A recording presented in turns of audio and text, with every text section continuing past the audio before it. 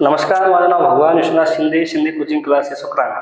तर पाहूया आपण आज थोडे काही गणित आहेत ते रिझनिंग ट्रिक्स इयत्ता 8वी NMMS स्कॉलरशिप एक्झाम या निमित्तानं आपण चालू केलेलो आहोत.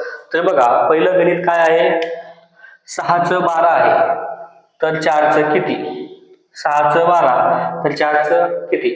तर यामध्ये ऑप्शन ए 12 आहे, बी 24 आहे, सी 36 आहे आणि डी 48 आहे. तर इथं पाहूया, तर 6 गुणिले 2 म्हणजे 6 दोन्ही 12 आपण असं विचार करतो. 6चं 12 म्हणजे 6 दोन्ही 12 तर 4 गुणिले 2 4 दोन्ही 8. पर्यायामध्ये 8 आहे का?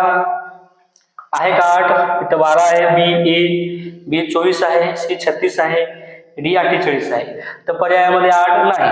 तर हा गणित कोणत्या पद्धतीने केलेला आहे तर इकडे लक्ष द्या.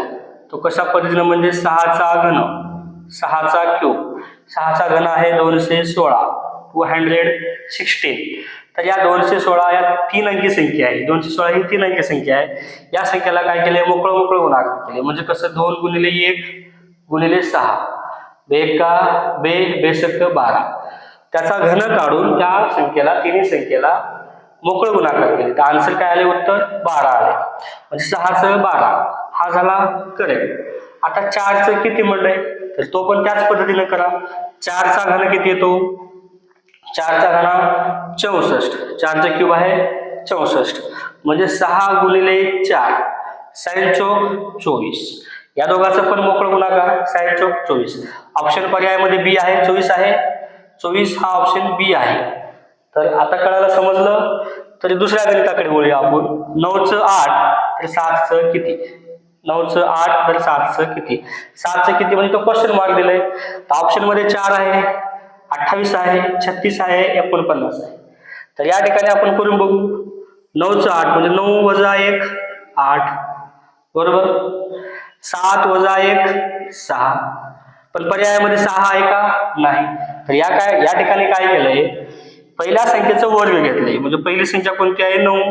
9चा वर्ग 81. या 81 संख्येला काय केलं? 81 संख्येला या दोन संख्येला मोकळं गुणाकार केले. म्हणजे 8 गुणिले 1 8 एका 8. परत दुसरी संख्या आहे 7. 7चा वर्ग 49 49. तर या दोन संख्येला काय केलं? मोकळं गुणाकार केले. 4 नवे 36. आता पहा, ऑप्शन मध्ये 36 आहे का?